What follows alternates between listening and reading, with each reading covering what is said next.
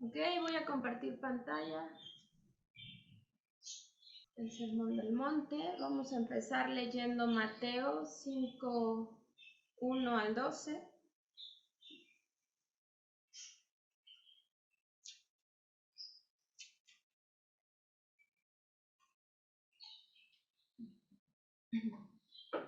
Viendo la multitud, subió al monte, y sentándose, vinieron a él sus discípulos, y abriendo su boca les enseñaba, diciendo: Bienaventurados los pobres en espíritu, porque de ellos es el reino de los cielos. Bienaventurados los que lloran, porque ellos recibirán consolación. Bienaventurados los mansos, porque ellos recibirán la tierra por heredad. Bienaventurados los que tienen hambre y sed de justicia, porque ellos serán saciados. Bienaventurados los misericordiosos, porque ellos alcanzarán misericordia. Bienaventurados los de limpio corazón, porque ellos verán a Dios. Bienaventurados los pacificadores, porque ellos serán llamados hijos de Dios. Bienaventurados los que padecen persecución por causa de la justicia, porque de ellos es el reino de los cielos. Bienaventurados sois cuando por mi causa os vituperen y os persigan, y digan toda clase de mal contra vosotros mintiendo. Gozaos y alegraos, porque vuestro galardón es grande en los cielos, porque así persiguieron a los profetas que fueron antes de vosotros. Hasta aquí la lectura. Entonces, ok, vamos a empezar con un repaso. Tenemos que recordar que en el Sermón del Monte el rey proclama y predica su reino. Su mensaje se llama Evangelio del Reino.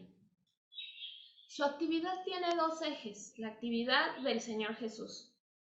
Uno está enfocado a la multitud y otro a los discípulos. El Sermón del Monte es una enseñanza a favor de la multitud. Y este enfoque es válido hoy día y es para los creyentes en favor del mundo. Entonces, tenemos que recordar que este sermón es para nosotros los creyentes, para nosotros la iglesia, pero está en favor del mundo, porque nosotros vamos a ir al mundo a predicar. Recordábamos el bosquejo, nada más vamos a repasar la primera parte. El Sermón del Monte, todas las cosas nuevas. De eso se trata el Sermón del Monte. Todas las cosas nuevas, ¿por qué? Porque está dirigido a una nueva criatura. Y las nuevas criaturas somos nosotros, los redimidos, los regenerados, los santificados. Y todo lo que ya hemos visto que somos los hijos de Dios. Entonces, para esas nuevas criaturas, todas las cosas tienen que ser nuevas también. Y en este sentido, la primera parte del Sermón del Monte se trata de un nuevo orden. Decíamos que era esta primera parte totalmente doctrinal, y en este caso estamos viendo que se subdivide en dos temas. Uno es el nuevo sistema de valores, que son las bienaventuranzas, y dos, la nueva relación con el mundo. Nosotros somos luz y sal de la tierra. Esa es la primera parte y en esa parte estamos. Eso es lo que estamos estudiando con las bienaventuranzas. Entonces, vamos a nuestra tercera lección, que se llama las bienaventuranzas, segunda parte. La introducción nos dice o nos recuerda la estructura de las bienaventuranzas. Las bienaventuranzas tienen tres elementos y uno es la declaración de bienaventurado. Todas empiezan con esta palabra, bienaventurado. Y después nos describe a la persona que es bienaventurada. La descripción de en qué consiste, y después viene la descripción de en qué consiste la bienaventuranza. Entonces, las bienaventuranzas tienen tres secciones y nos dice el maestro Gerald que la alteración sintáctica hace que el énfasis recaiga en la palabra bienaventurados. Nos está diciendo quiénes son los bienaventurados y nos describe en qué consiste la bienaventuranza. Y todo el tiempo está recayendo el énfasis en bienaventurados. En conjunto, las bienaventuranzas dan una exposición de bienaventuranza. Bienaventurado, recordamos, alude a un profundo y tranquilo gozo. Es un estado interior que trasciende las circunstancias. En este sentido, este conjunto de enseñanzas nos van a enseñar en cuál es el carácter y cuáles son las características de un bienaventurado. Un bienaventurado tiene un profundo y tranquilo gozo. Está sereno. Es un estado interior que trasciende las circunstancias. Esta tranquilidad, este gozo, esta paz, va más allá de las circunstancias en las que estemos viviendo. Nos sentimos seguros en las manos de Dios. Nos presenta un nuevo sistema de valores que rige al nuevo orden que Cristo vino a inaugurar en la tierra, el reino de los cielos. Y recordamos que un sistema de valores es lo que nos permite decir que una cosa o acción es más importante que otra. Es en gran medida lo que le da sentido a nuestra vida, el sistema de valores. Y nuestro sistema de valores conforma nuestra personalidad y es una expresión de ella. Entonces nos estamos dando cuenta qué es lo que está conformando nuestra personalidad. Tenemos que recordar también que parte de la conformación de nuestra personalidad es que somos pobres en espíritu, que nos sabemos totalmente indignos, que no tenemos nada y que también lloramos por causa de nuestro pecado. Esas son dos características que hemos estudiado ya sobre el carácter del bienaventurado. Bienaventurados los mansos. Esta sentencia nos habla de la conciencia que produce en nosotros el ser pobres en espíritu y llorar por ello, en nuestra relación con Dios y con los otros seres humanos. Los conceptos básicos de las bienaventuranzas tienen sus raíces en los salmos. Entonces vamos a ir al Salmo 37, que nos va a dar la raíz de esta tercer bienaventuranza.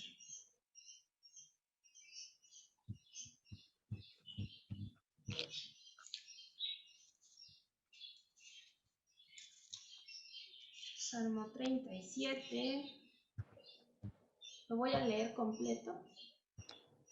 No te impacientes a causa de los malignos, ni tengas envidia de los que hacen iniquidad, porque como hierba serán pronto cortados, y como la hierba verde se secarán. Confía en Jehová y haz el bien, y habitarás en la tierra y te apacentarás de la verdad. Deleítate a sí mismo en Jehová, y él te concederá las peticiones de tu corazón. Encomienda a Jehová tu camino y confía en él, y él hará. Exhibirá tu justicia como la luz y tu derecho como el mediodía. Guarda silencio ante Jehová y espera en él. No te alteres con motivo del que prospera en su camino, porque por el hombre que hace maldades. Deja la ira y desecha el enojo. No te existes de manera alguna a hacer lo malo, porque los malignos serán destruidos. Pero los que esperan en Jehová, ellos heredarán la tierra. Pues de aquí a poco no existirá el mal. Observará su lugar y no estará allí. Pero los mansos heredarán la tierra y se recrearán con abundancia de paz. Maquina el impío contra el justo y cruje contra él sus dientes. El Señor se reirá de él porque ve que viene su día. Los impíos desenvainan espada y entensa su arco para derribar al pobre y al menesteroso, para matar a los de recto proceder. Su espada entrará en su mismo corazón y su arco será quebrado.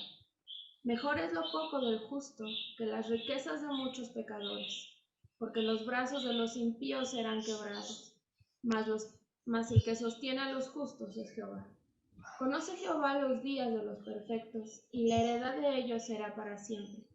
No serán avergonzados en el mal tiempo, y en los días del hambre serán saciados. Mas los impíos perecerán, y los enemigos de Jehová, como la grasa de los carneros, serán consumidos. Se disiparán como el humo. El impío toma prestado y no paga, mas el justo tiene misericordia y da, porque los benditos de él heredarán la tierra, y los malditos de él serán destruidos. Por Jehová son ordenados los pasos del hombre, y él aprueba su camino. Cuando el hombre cayere, no quedará postrado, porque Jehová sostiene su mano. Joven fui y he envejecido, y no he visto justo desamparado, ni su descendencia que mendigue pan. En todo tiempo tiene misericordia y presta, y su descendencia es para bendición. Apártate del mal y haz el bien, y vivirás para siempre. Porque Jehová ama la rectitud, y no desampara a sus santos. Para siempre serán guardados, mas la descendencia de los impíos será destruida. Los justos heredarán la tierra, y vivirán para siempre sobre ella. La boca del justo habla sabiduría, y su lengua habla justicia. La ley de su Dios está en su corazón, por tanto, sus pies no resbalarán. Acecha el impío al justo y procura matarlo. Jehová no lo dejará en sus manos, ni lo condenará cuando le juzgaren. Espera en Jehová y aguarda su camino, y él te exaltará para heredar la tierra. Cuando sean destruidos los pecadores, lo verás. Vi yo al impío sumamente enaltecido, y que se extendía como laurel verde. Pero él pasó, y he aquí ya no estaba. Lo busqué, y no fue hallado. Considera al íntegro, y mira al justo, porque hay un final dichoso para el hombre de paz. Mas los transgresores serán todos a una destruidos. La posteridad de los impíos será extinguida. Pero la salvación de los justos es de Jehová, y él es su fortaleza en el tiempo de la angustia. Jehová los ayudará y los librará, los libertará de los impíos y los salvará, por cuanto en él esperaron. Entonces, aquí encontramos la bienaventuranza del manso. Heredará la tierra, pero también está en comunión con su Señor. También está tranquilo, gozoso, esperando en su Redentor, esperando la venganza que Dios traerá sobre el impío y que no va a ser entregado en manos de sus enemigos. Entonces, estos redimidos, estos mansos, han de recibir la tierra por heredad. Si meditamos en este salmo, vemos que la mansedumbre es la verdadera humildad. Manso. ¿Quién es el manso? Es la persona que no es vengativa ni envidiosa. El manso se contiene, deja la ira y desecha el enojo. No es resentido, pues ha muerto para sí y vive para Cristo. Sabe que no tiene méritos. La gracia es su única esperanza. Confía en Dios, espera en Él. Entonces,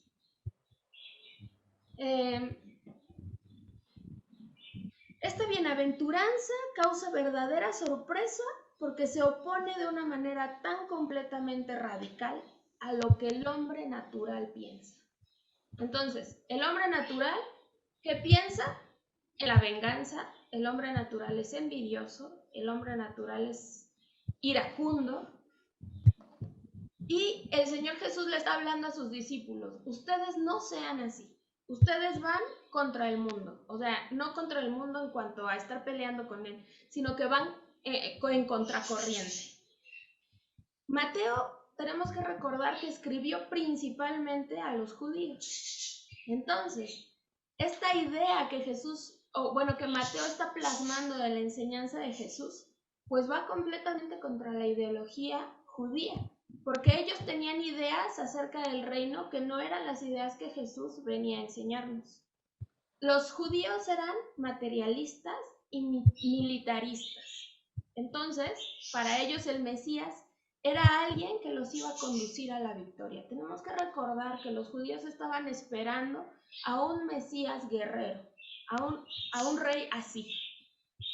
Pero el Señor Jesús viene y les dice, no, este Mesías en este momento no viene como el rey guerrero que ustedes esperan.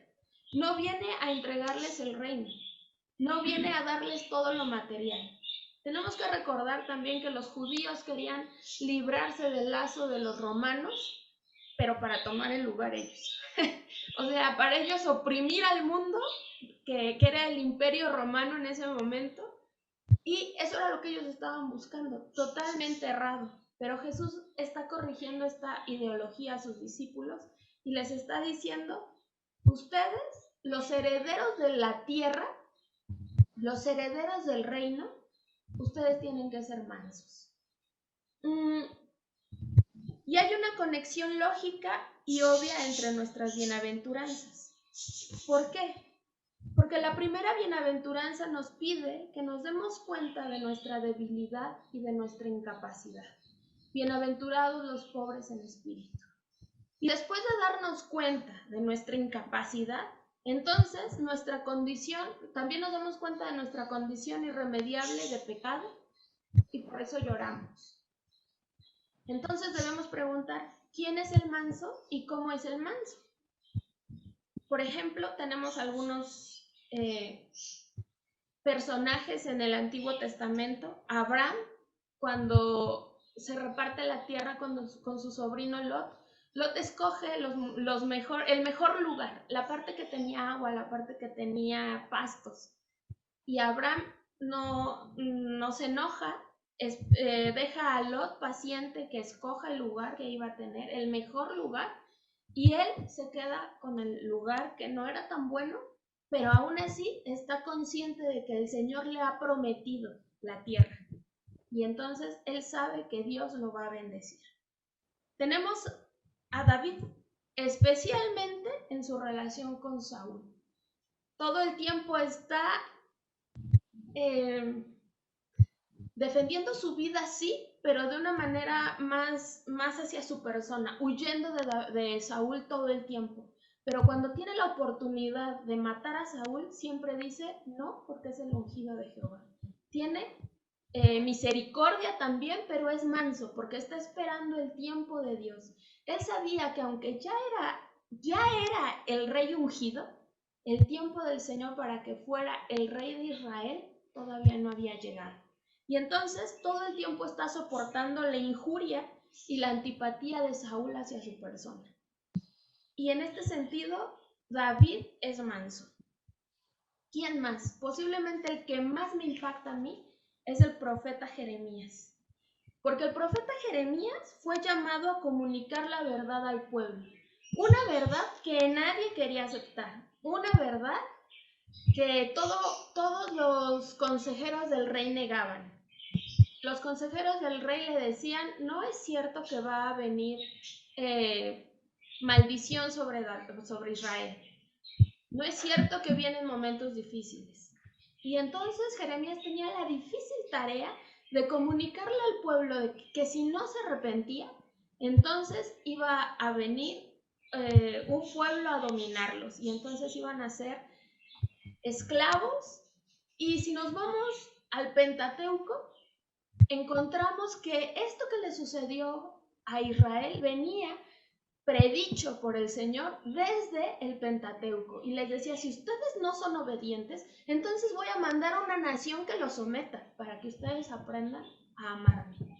Y esto le estaba tocando al profeta Jeremías. El profeta Jeremías estaba aislado y era individualista.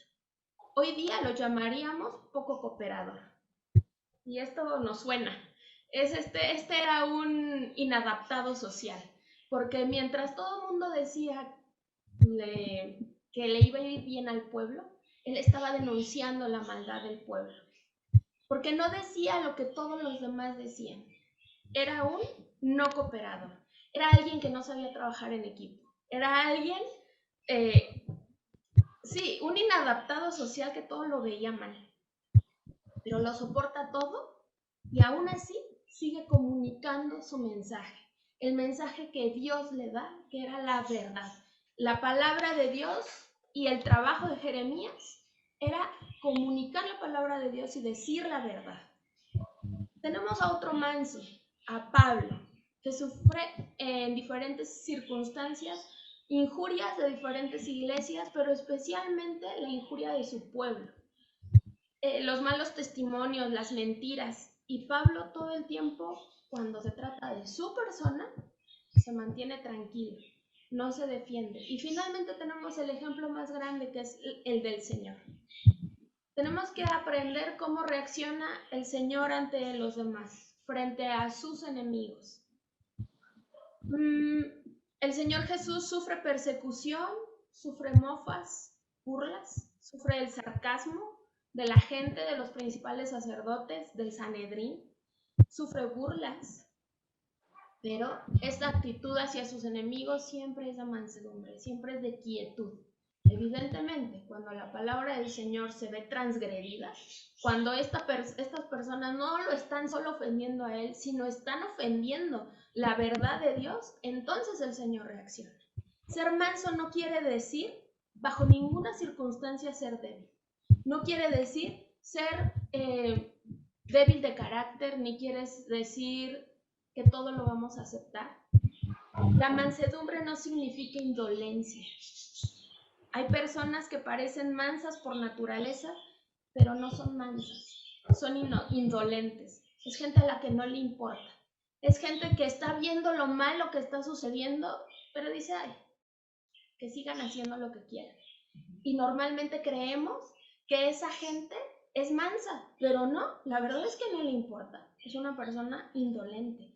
Tampoco es una persona calmada. El manso no es alguien que no reacciona a las circunstancias. Podemos pensar en una persona calmada, serena y que tiene tendencias, o sea, una persona serena podríamos pensar que tiene tendencia hacia la mansedumbre, pero no siempre es así. A veces es hasta flojera. Una persona que no reacciona a las circunstancias es porque tiene desidia y porque no quiere esforzarse en comunicar la verdad y tampoco quiere sufrir las consecuencias de lo que implica comunicar la verdad. No significa entonces ser amable por naturaleza ni de trato fácil, ni tampoco de tener una personalidad débil o carácter débil.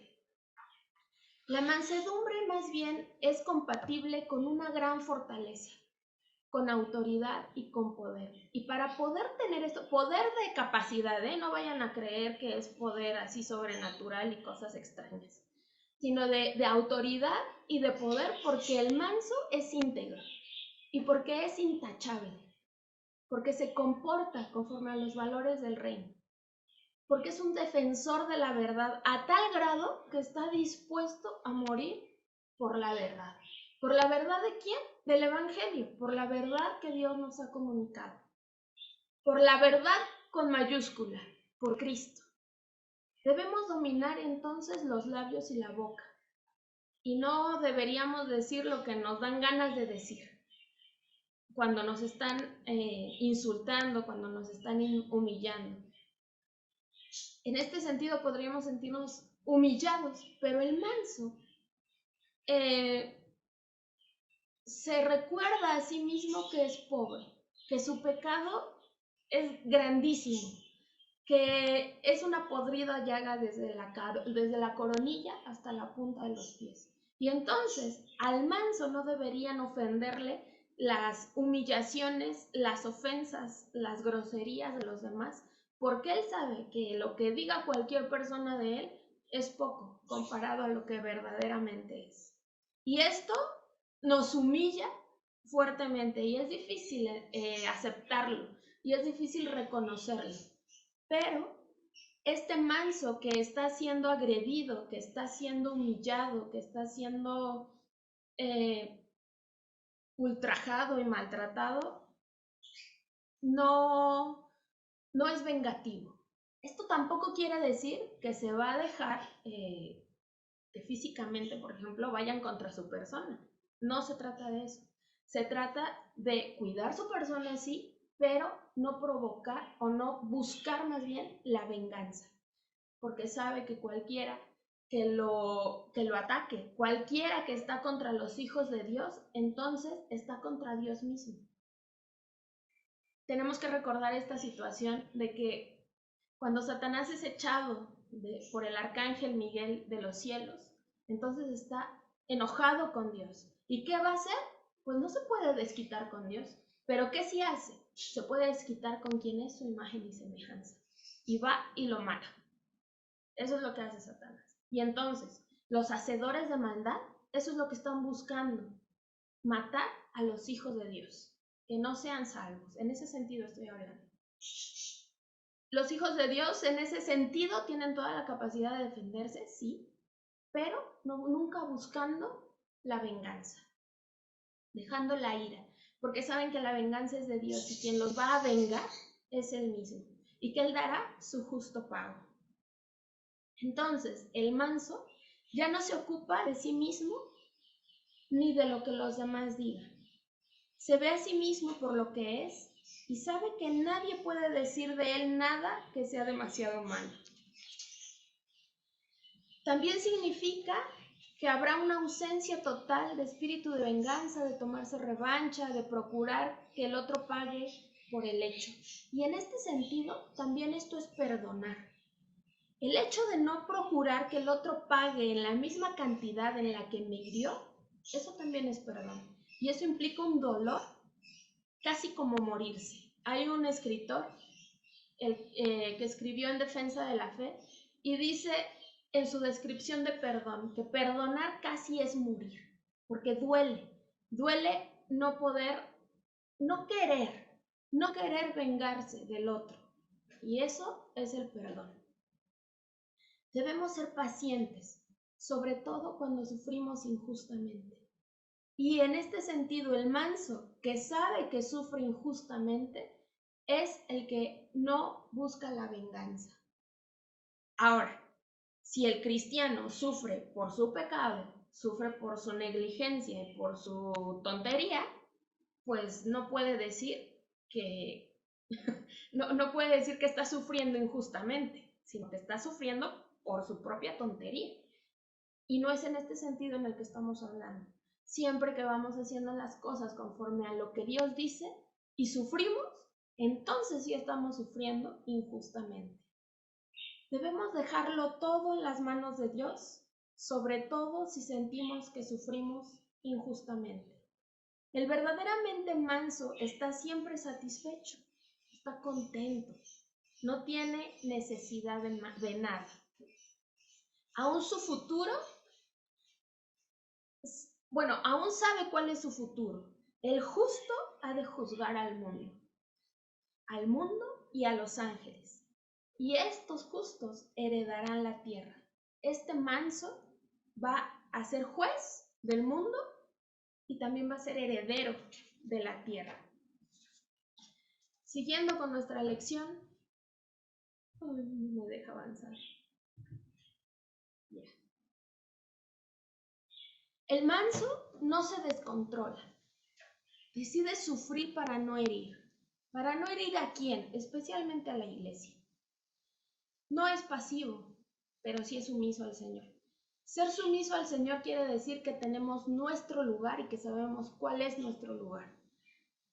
Nuestro lugar es ser criatura y ser hijos. Y en ese sentido nos sometemos a la ley que Dios ha puesto sobre nosotros y así somos sumisos al Señor.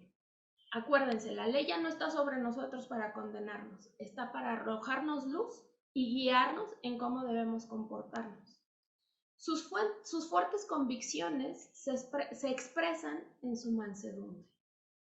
Ser manso es obra del Espíritu Santo, quien aplica la palabra y provoca la fe. Y esto es bien importante porque nosotros por naturaleza no somos mansos. Es un proceso y el Espíritu Santo lo hace y lo obra en nuestra persona. Es algo que nos es dado como todo lo que somos, todo lo que tenemos, nuestro carácter, cómo va siendo transformado, es obra del Espíritu Santo y nos es dado. Ellos recibirán la tierra por heredad. Una herencia es una posesión que se recibe por derecho, por lo que se es y no por lo que se hace.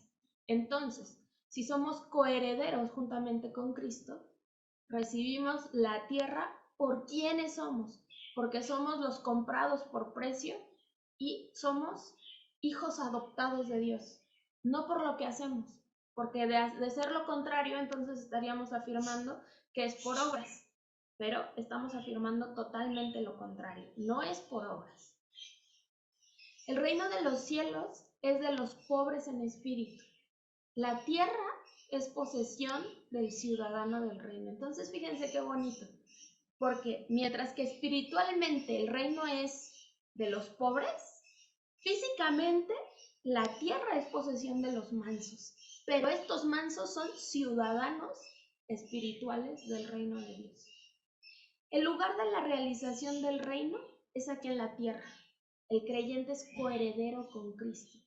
Esta es una enseñanza de la escatología plenamente, porque nosotros creemos que el reino va a ser instaurado aquí, cuando Dios purifique el cielo y la tierra, y entonces todo sea creado nuevo. Nuestro lugar de residencia va a ser aquí mismo, pero de una manera plenamente santa y glorificada, y nuestro Señor va a estar en medio de nosotros.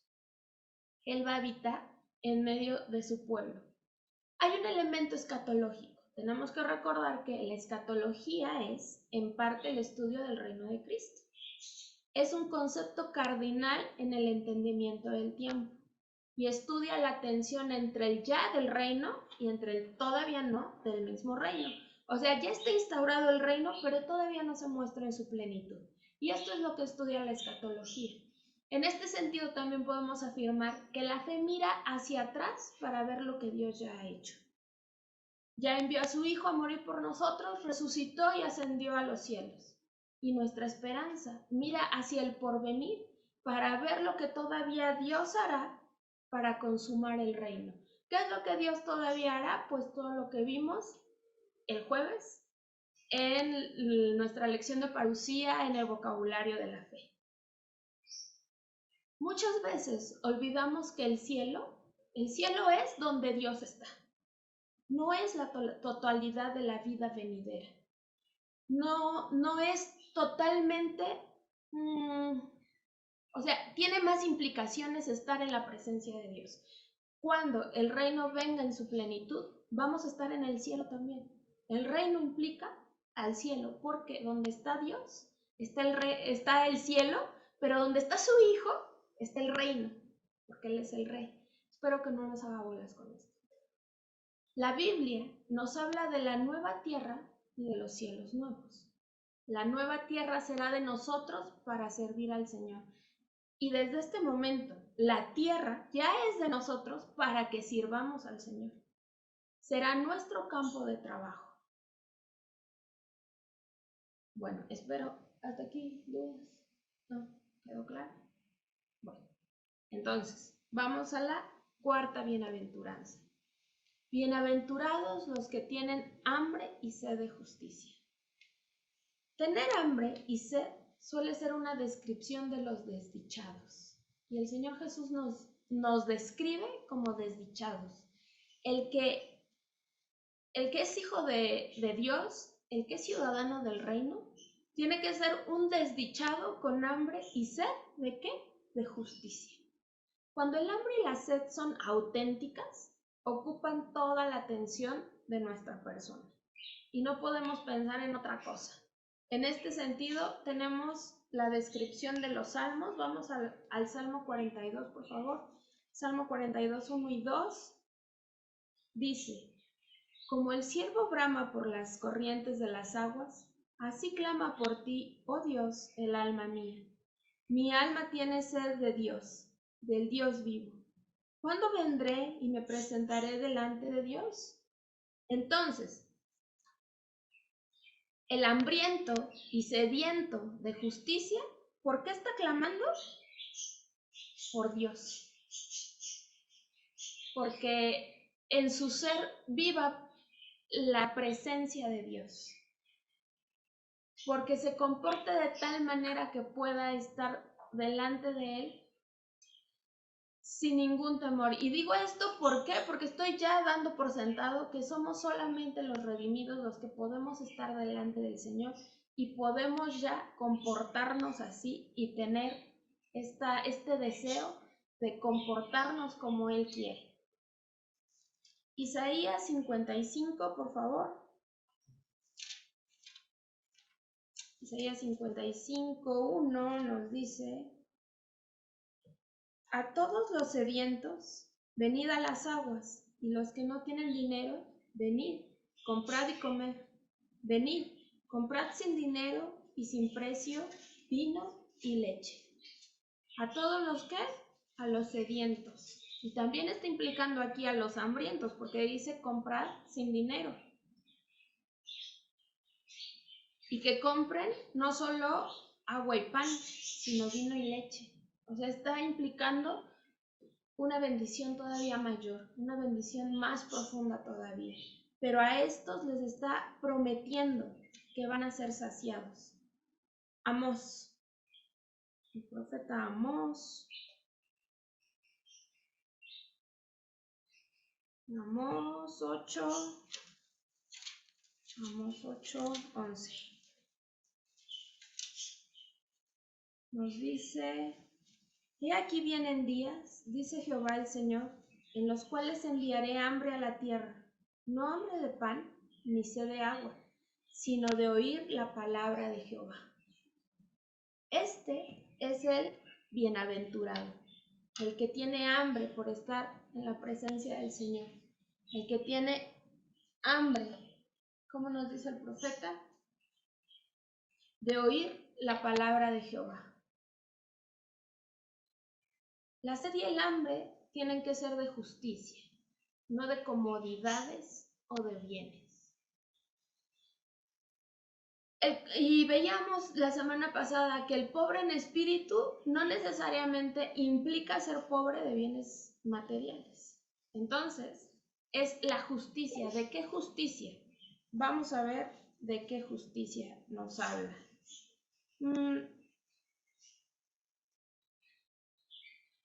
Vamos a ver.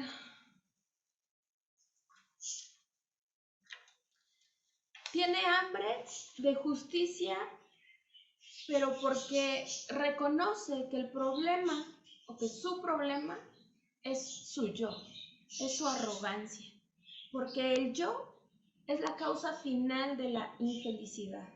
Porque mientras el mundo nos está diciendo que busquemos nuestra felicidad, que nos la merecemos, no han visto, yo casi no veo televisión, pero los poquitos comerciales que he visto es agradece porque tú te lo mereces. Cuando lo que el Señor nos está diciendo es que el que tiene hambre y sed de justicia va a ser saciado. O sea, y porque también el Señor nos dice que el pobre en espíritu es el heredero del reino de los cielos. Porque el Hijo de Dios llora porque tiene conciencia de la profundidad de su pecado y que si no fuera por Jesucristo sería irremediable su situación. Pero el mundo nos está predicando y nos está bombardeando todo el tiempo que todo lo bueno nos lo merecemos. Y aquí volvemos a confirmar y a constatar que el Señor nos dice: ustedes van contra la corriente, contra el pensamiento del mundo. Porque el yo provoca todos los males en el mundo. Porque el mundo se dedica a saciar su sed y su hambre pensando en que teniendo bienes materiales y teniendo todo lo que él quiera hacer, esa va a ser su felicidad. Entonces pone primero el buscar su felicidad antes que buscar a Dios. Todo el mundo quiere ser feliz. Este es el gran motivo que es la raíz de todo acto y ambición. Es la raíz de todas las obras y de todos los esfuerzos y empeños. Es que nunca, es una felicidad que nunca parece ser capaz de hallarla. El mundo, evidentemente. No debemos tener hambre ni sed de bienaventuranza. Al contrario, para ser bienaventurados tenemos que tener hambre de justicia. Solo los verdaderamente felices buscan ser justos, primero. El Señor Jesús también le dice a sus apóstoles en otra ocasión que no busquen, bueno, más bien que busquen primeramente el reino de Dios y su perfecta justicia, que todo lo demás les va a ser añadido. Entonces, los hijos de Dios buscan ser justos. También tenemos este fenómeno dentro de la iglesia, porque muchos hermanos van de reunión en reunión, de convención en convención, de congreso en congreso, de iglesia en iglesia, buscando alcanzar una cosa maravillosa como el éxtasis. Y resulta que nunca lo consiguen, porque lo que están buscando es su propia felicidad, es su propio éxtasis, es su propia autocomplacencia, antes que buscar la justicia del Señor. Y buscar la justicia del Señor implica autonegación. Y eso no gusta. Eso no jala gente, eso no llama. No estamos hechos para tener hambre y sed de experiencias. Entonces, ¿qué significa ser justo? Pues incluye no solo la justificación, sino también la santificación. La santificación en cuanto al proceso y no en cuanto al acto declarativo de Dios que dice ya son santos, sino a este proceso en el que vamos caminando en la vida. En esta santificación que busca llegar al conocimiento y a comportarnos como el varón perfecto. Es el deseo de librarse del pecado en todas sus formas y manifestaciones.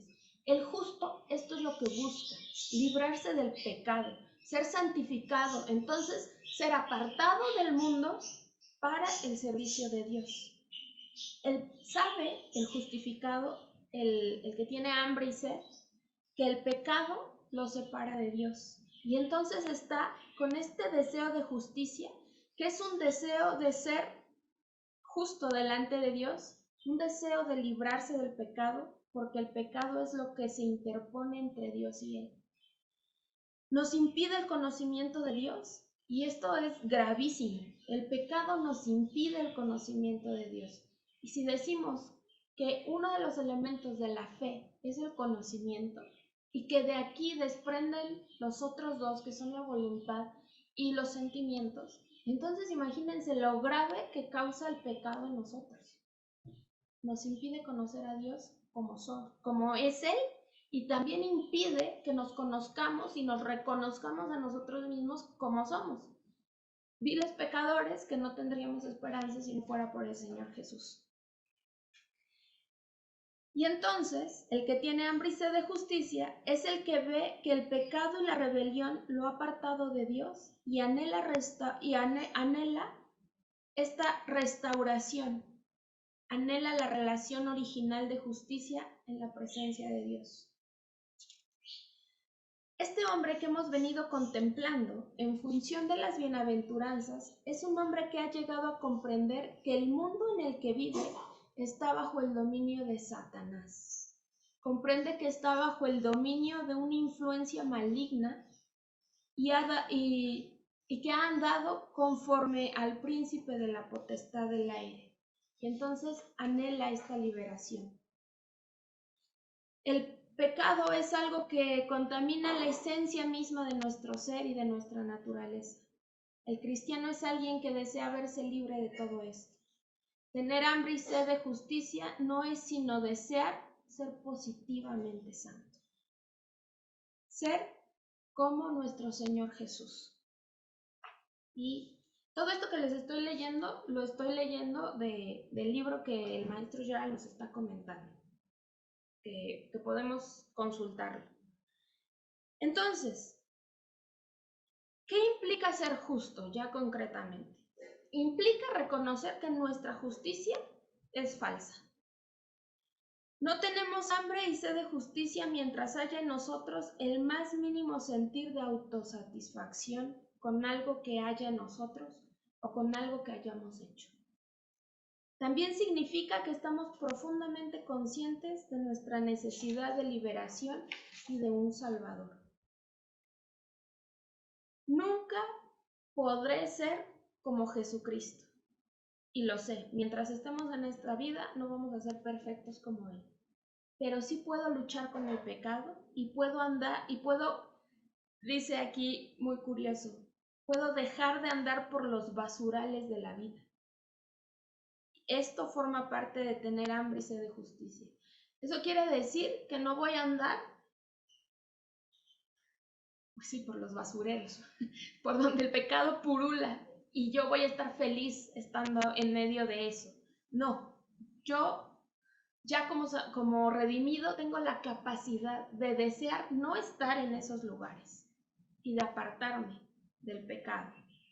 Hay ciertas cosas que se oponen con claridad a Dios y a su justicia, y entonces ya tengo la capacidad de reconocerlas y de apartarme de ellas.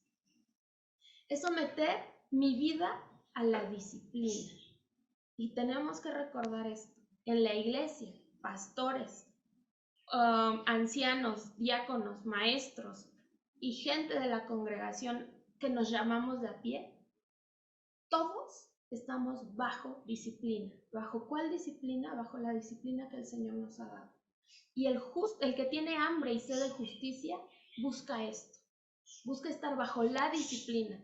¿Por qué? Porque el que tiene hambre y sed de justicia reconoce que todos somos iguales delante de Dios y que todos nos vemos mutuamente como mayores a nosotros mismos. Si todo esto, si fuéramos conscientes de todo esto, entonces muchos problemas en nuestras iglesias se acabarían. Si todos fuéramos conscientes de que debemos tener hambre y sed y de que nuestro prójimo, al que tenemos al lado, le debemos total respeto, entonces muchas cosas se evitarían dentro de las iglesias. ¿Y por qué?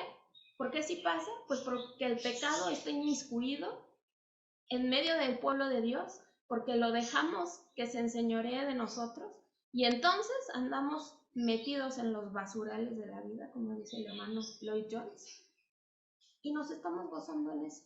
¿Por qué más? Porque el pecado mella nuestra conciencia, nuestro entendimiento, y porque entonces, lejos de esforzarnos y de ser conscientes de esto, pues nos dejamos llevar. Pero ya vimos que el manso tiene un carácter fuerte, no un carácter gritón y arrebatado, tal vez, porque el Señor por algo nos da la gritería de repente y el arrebatazón, pero siempre va a estar en función del Señor y siempre va a estar en función de buscar la verdad. Mientras eso suceda, pues no importa que de repente nos encontremos algún gritón o algún arrebatado que esté buscando buscar la verdad o defender la verdad. Otra vez encontramos este concepto de que la justicia no se puede crear ni se puede producir, no se es dada. Voy a seguir con la lección. La sed y el hambre tiene que ser de justicia, no de condiciones o bienes. El constante e insaciable deseo de justicia es el motivo básico de actuar. La justicia es la perfecta conformidad a la ley de Dios. Los que anhelan esta justicia son los que oran sinceramente que se haga tu voluntad. Pero se dan cuenta de su condición y saben que no la pueden conseguir, que esto también es obra del Espíritu Santo en su ser entero. La justicia que busca el hambriento y el sediento es imputada, es puesta, somos vestidos de ella. El hombre no es capaz de merecer una posición recta para con Dios. Le es conferida por gracia. Esa posición de rectitud, esa posición de ser aceptado delante del trono de la gracia, nos fue dada gracias a la obra de Jesucristo. Y estos hambrientos y estos sedientos serán saciados. Siempre la dicha del hambriento y del sediento es ser saciado. Y lo estamos siendo constantemente, porque en nuestro proceso de santificación cada vez nos vamos dando más cuenta y vamos siendo más conscientes del pecado que mora en nosotros y vamos buscando la justicia. Y entonces, mientras va siendo saciada, al mismo tiempo va siendo más grande y más fuerte la sed y el hambre. Pero la expresión de ellos serán saciados es más fuerte que solo ser satisfechos.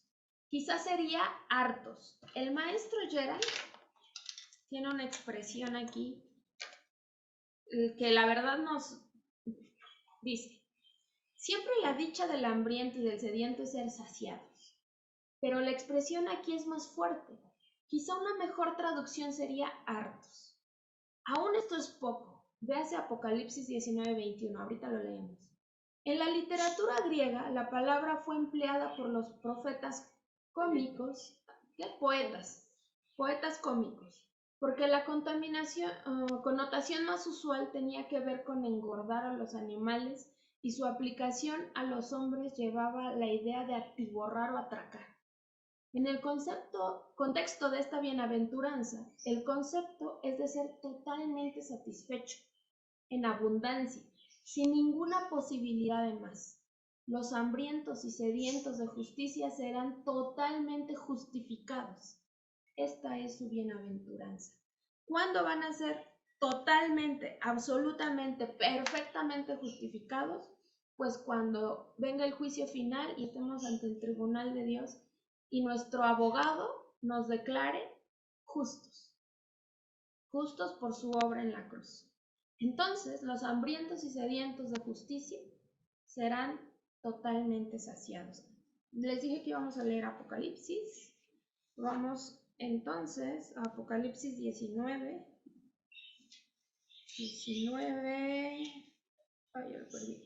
21. Dice: y los demás fueron muertos con la espada que salía de la boca del que montaba el caballo, y todas las aves se saciaron de las carnes de ellos. ¿De quién está hablando? Pues estamos aquí en el jinete blanco. De los enemigos del Cordero. Y dice, todas las aves se saciaron de la carne de los enemigos del Cordero. O sea, no había capacidad incluso para que comieran más porque estaban más que satisfechos. Nos da tiempo para la quinta bienaventuranza. Dichosos los misericordiosos. Es la única bienaventuranza en la que la descripción de los benditos está estrechamente relacionada con la bendición. Entonces, al practicar la misericordia, entonces nosotros vamos a recibir misericordia. También el maestro Gerald nos da sus traducciones que nos hacen reír, pero que al mismo tiempo nos da la idea de que no hay otra palabra para hablar de esto. Dice, la traducción literal de esta bienaventuranza puede ser interesante. Sería así: dichosos los misericordiosos, porque ellos mismos serán misericordiados. Es la única bienaventuranza en la que la descripción de los benditos está estrechamente relacionada con la bendición. Nos hace pensar que esta es una práctica en que la misma práctica es su propio premio. Algo así como los que encuentran su gozo en hacer gozosos a los demás o a los otros. También aquí en el libro que el maestro nos recomienda, nos dice el pastor Lloyd Jones que posiblemente es la bienaventuranza más malinterpretada, porque dicen, bueno, si yo hago feliz a los demás, entonces yo voy a ser feliz. Pero eso no es lo que implica el ser misericordiosos, porque practican, no sé, como estas labores altruistas. Si yo doy, entonces me van a dar. Pero lo que está implicando ahí es puro egoísmo, porque yo estoy dando esperando recibir. Y el misericordioso está dando sin esperar recibir. Y es muy diferente el contexto. Pero va practicando la misericordia porque en el mismo acto, sin que el otro que recibió la misericordia se lo regrese, él en ese acto de ser misericordioso, entonces está recibiendo su bendición, porque está dando. ¿Qué decía les iba a decir el maestro? Y bueno, sí, nuestro maestro Jesús. ¿Qué decía? Que más bienaventurado es dar que recibir. Es en este mismo contexto. Ser misericordiosos. ¿Por qué? Porque dando somos más bienaventurados. La misma práctica es su bendición. El pastor Lloyd Jones nos dice que por ser regenerado, por tener el concepto de lo que soy, por las otras bienaventuranzas que ya me ha dado, entonces ya no veo a los hombres como antes. Ahora los veo con ojos de cristiano. Y entonces, ¿cómo ven los ojos de cristiano? A los hombres, a todos en general. Los ha llegado a ver como seres a quienes gobierna el Dios de este mundo. como seres que todavía están donde yo antes estaba y donde todavía estaría si no fuera por la gracia de Dios. Entonces empiezo a mostrar misericordia. Estos que están bajo el gobierno del Dios de este mundo, que es Satanás, entonces están atrapados, son sus esclavos, no tienen esperanza. Y los ojos del cristiano entonces empieza a verlos con misericordia, porque se da cuenta de la situación miserable en la que se encuentran y que si no es por el Espíritu del Señor, si no es por la voluntad del Padre, entonces de ahí no van a salir. Todo esto se sigue necesariamente si hemos experimentado de verdad qué significa ser perdonado. Y nos habla de esta parábola del siervo, ¿cómo se llama este siervo?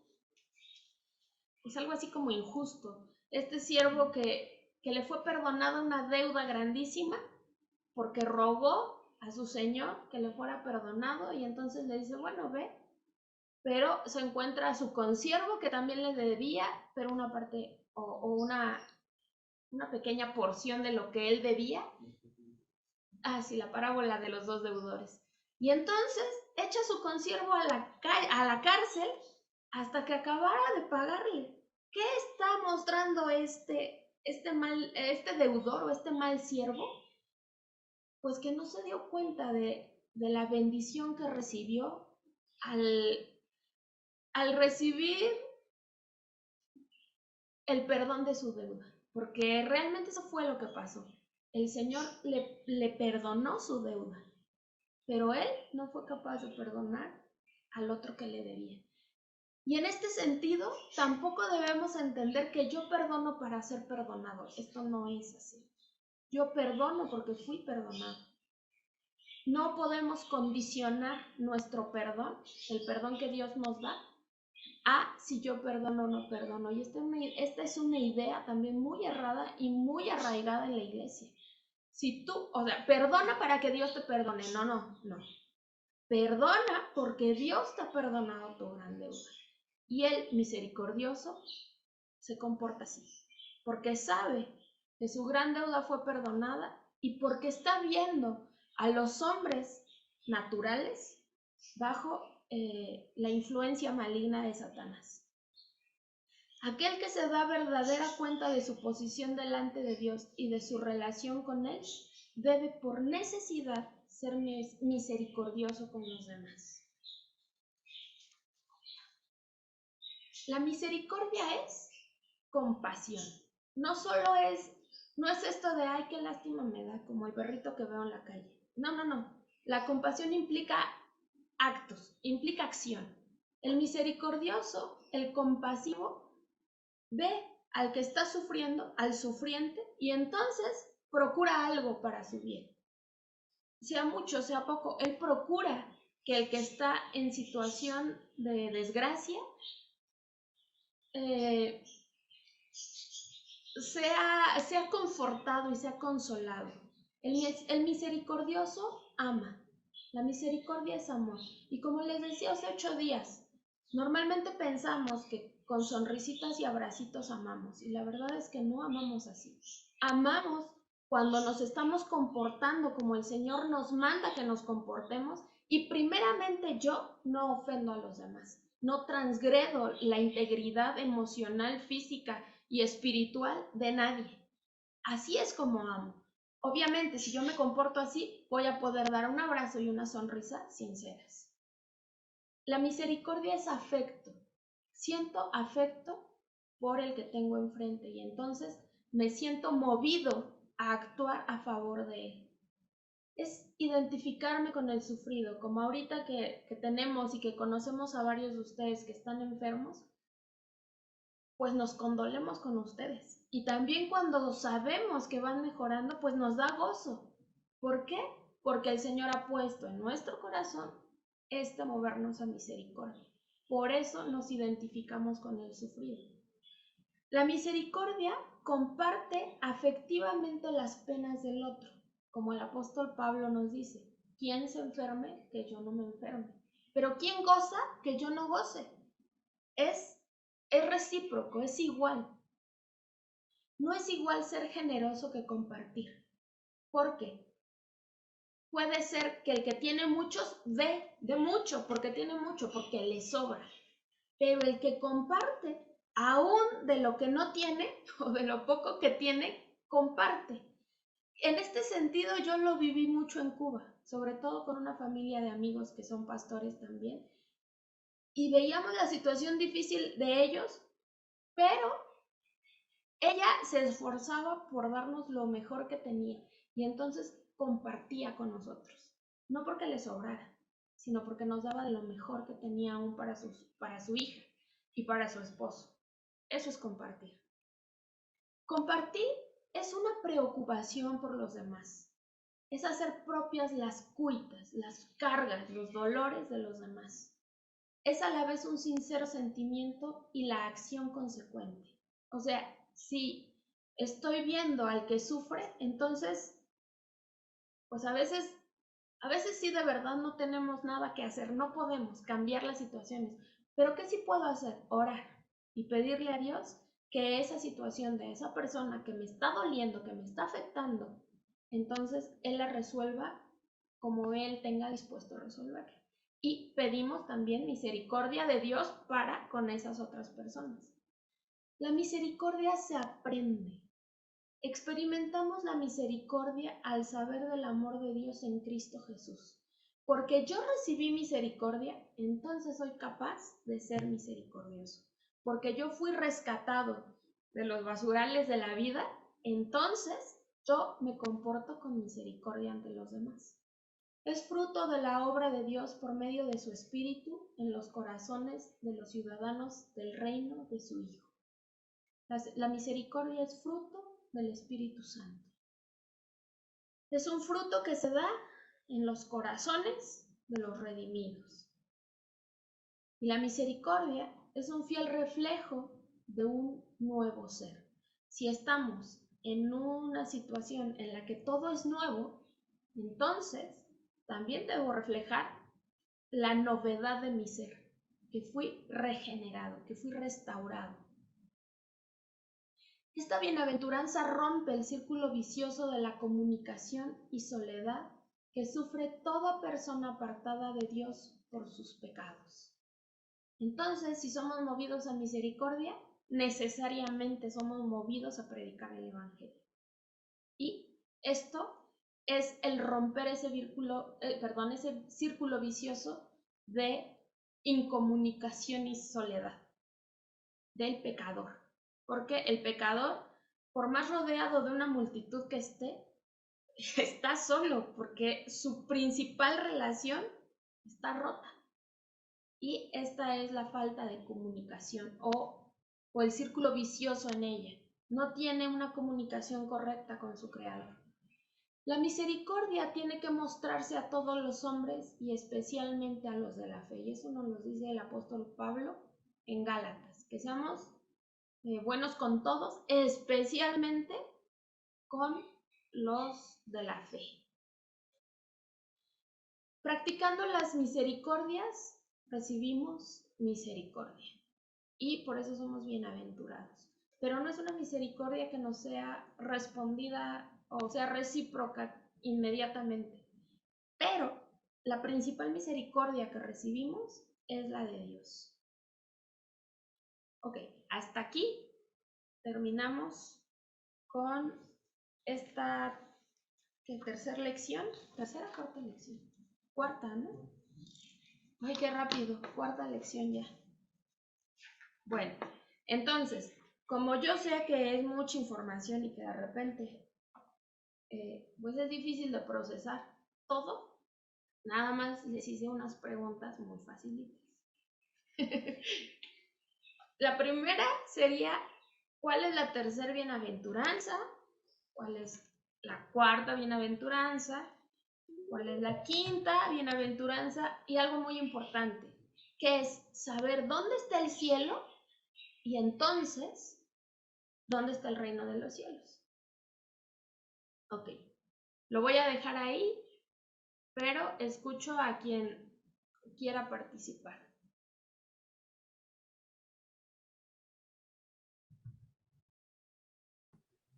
La tercera bienaventuranza es: bienaventurados los mansos, porque ellos irán la tierra por heredar. ¿Sí? Gracias, Yasmin. Entonces, la cuarta, ¿quién me dice cuál es la cuarta bienaventuranza? Señor Elsa, a ver. Yo para participar.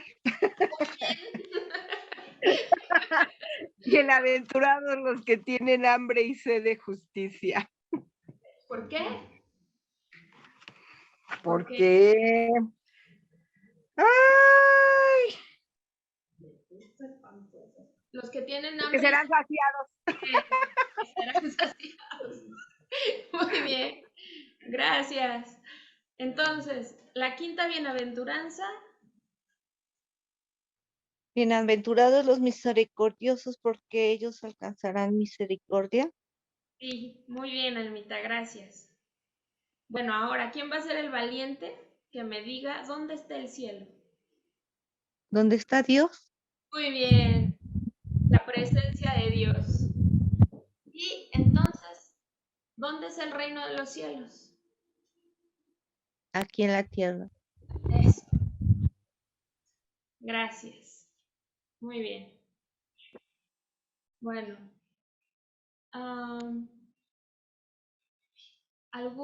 Ajá. El pastor Gerald nos... ¿Escuchan?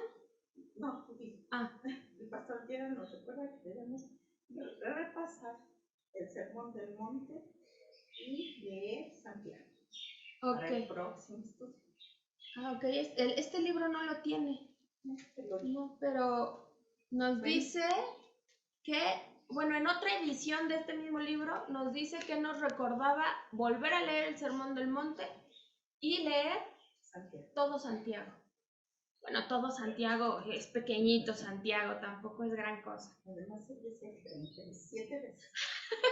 Sí, cuando estábamos en clase con él, sobre todo en las clases de hermenéutica y de exégesis, él nos decía que vayan leyendo por lo menos 37 veces cada una de estas porciones. Pero es verdad, es que entre más lo leemos, más logramos entender el sentido de la palabra. Y no solo de la palabra, de cualquier libro. Yo me doy cuenta, por ejemplo, cuando doy una lección y después la vuelvo a retomar, entonces encuentro otra cosa que no había encontrado la primera vez. Y así es con todo el material que leamos. Pero les voy a decir entonces que vayan leyendo el Sermón del Monte y Santiago 37 veces. Romanos. Y Romanos. Ok. ¿Alguien más?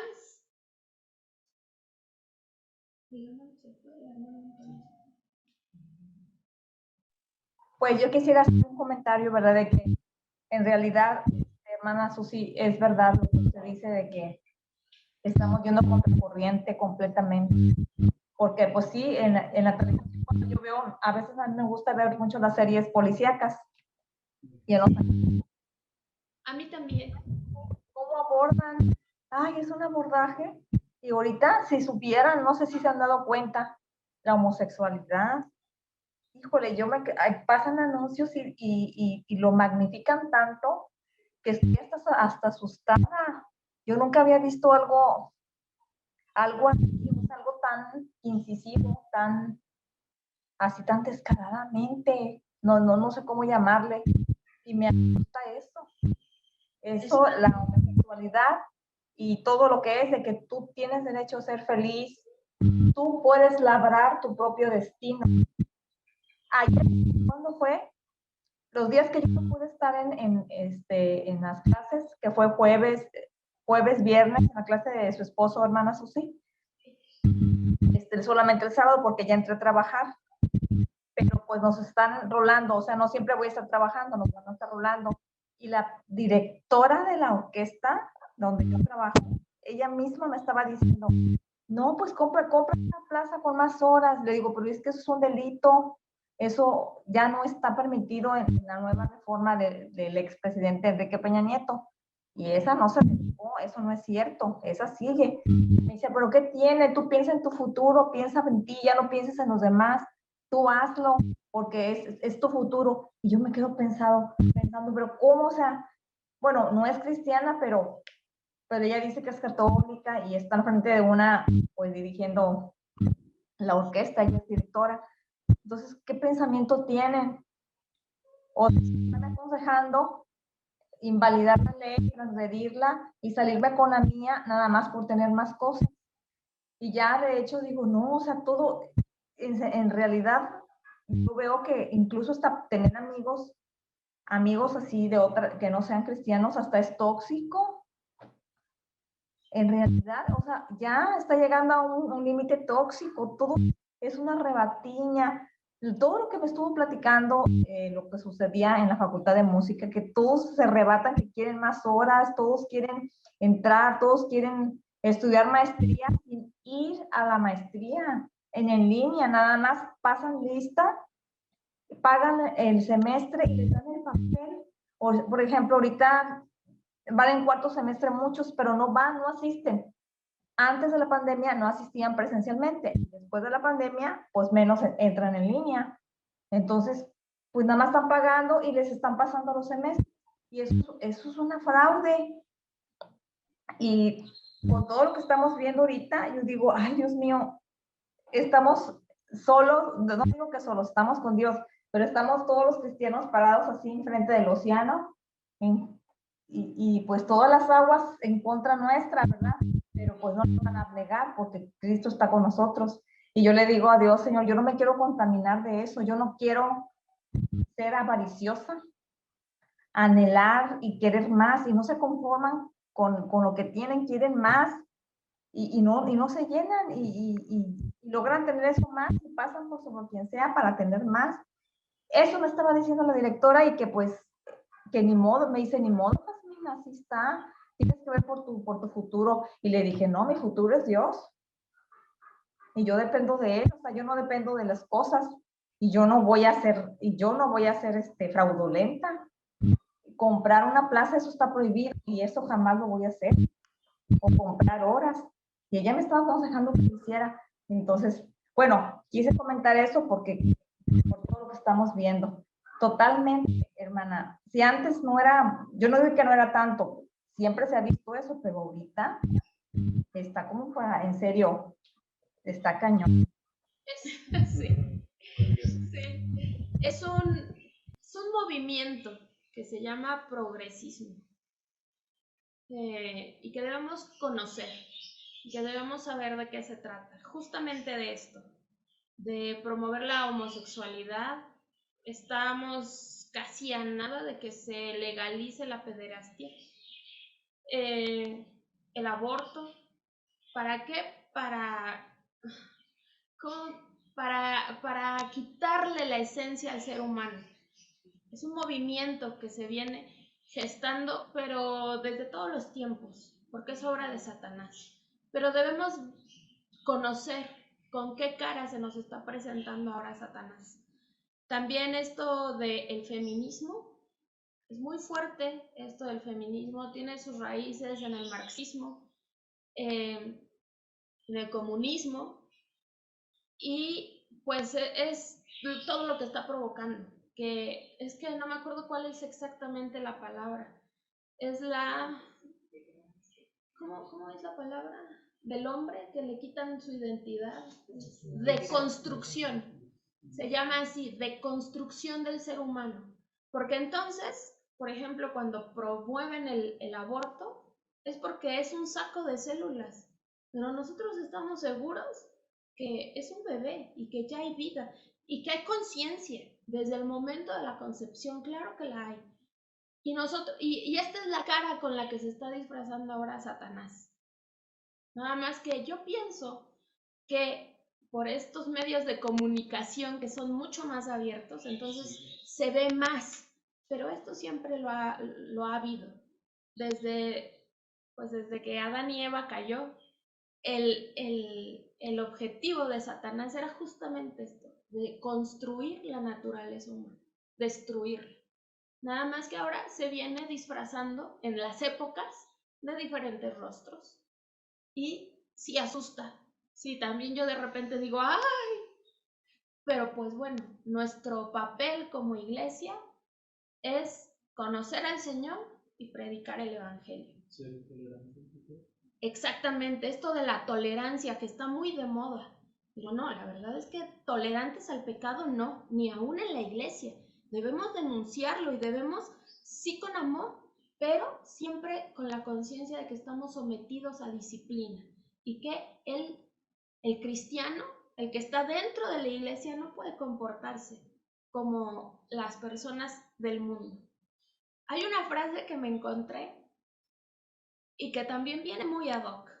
Y pues finalmente sabiduría del mundo de estos que tampoco se quieren acercar al Señor, pero que se dan cuenta de, todavía tienen vestigios de moralidad en ellos. Y dice, estamos ante una generación de gente emocionalmente débil, donde todo debe ser suavizado, porque todo es ofensivo, incluyendo la verdad.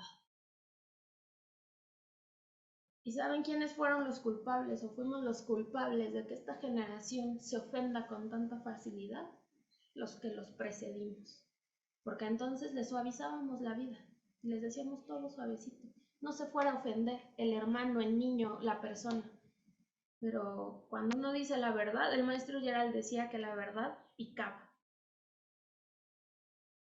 Pero nosotros fuimos llamados a esto. Y ya vimos bajo qué circunstancias somos llamados a defender la verdad. Y cuando lleguemos a pon la otra mejilla, nos vamos a dar cuenta hasta qué grado y bajo qué circunstancias debemos poner la otra mejilla y bajo qué circunstancias no debemos hacerlo. Pero todo va agarradito de la mano con estas circunstancias que estamos viviendo en el mundo. Hablando de sabiduría humana, decía Gilbert Chesterton que no se oye. Acércate. Decía Gilbert Chesterton en algún momento que llegará el día en que las espadas serán desenvainadas para defender la verdad. Y es lo que vemos ahora. Aquel que defiende la verdad es ridículo, es inadaptado, es contrario al progreso, es contrario a los pensamientos actuales. Sin embargo, tenemos la responsabilidad de defender nuestra fe, lo que creemos, y esa es la lucha que tenemos. No precisamente de atacar, pero sí de defendernos con fuerza. Sí, de defender la iglesia y defender a nuestro Señor. Sí, sí, claro. Ella venció. Ahora, así como me decía Yasmín, que parece que el mar está así contra nosotros, tenemos que recordar esta imagen de Apocalipsis, que dice, sí, se reunieron todos los reyes de la tierra, todas las naciones contra los escogidos del Señor. Pero el maestro ya nos dejaba la esperanza. Fueron reunidos para ser destruidos. Sí, sí están contra nosotros y se están uniendo y se están reuniendo, pero lo único que nos deja bien claro es que se están reuniendo para ser destruidos y que el pueblo del Señor no es el que va a pelear, porque Él ya peleó por nosotros y el que los va a destruir va a ser Él.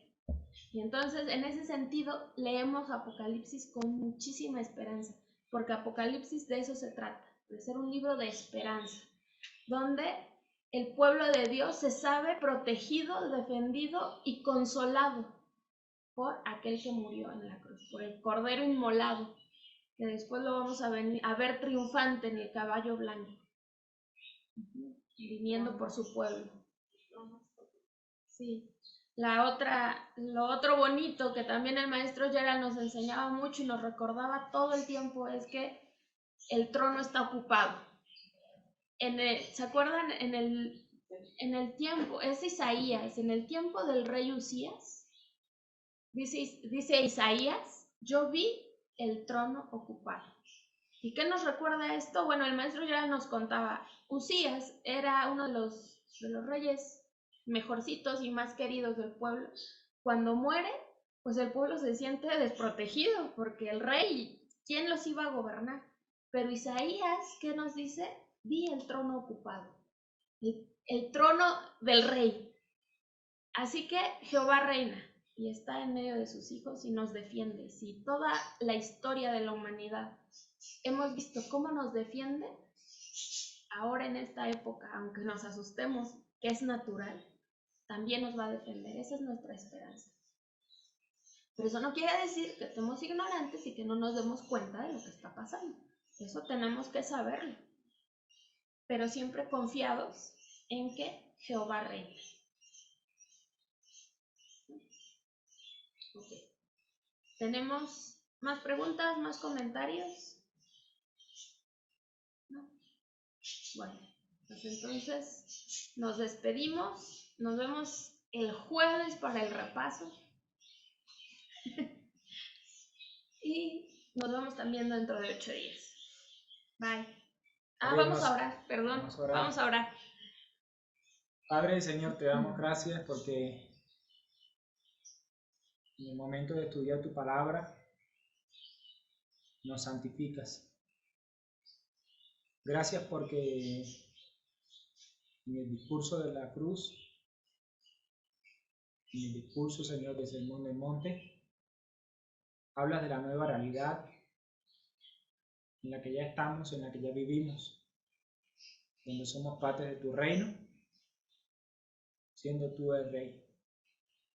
Tus valores, Señor, con esta bienaventuranza, lo estamos viendo, lo estamos estudiando, pero te rogamos encarecidamente que nos hagas más que oidores, hacedores de tu palabra.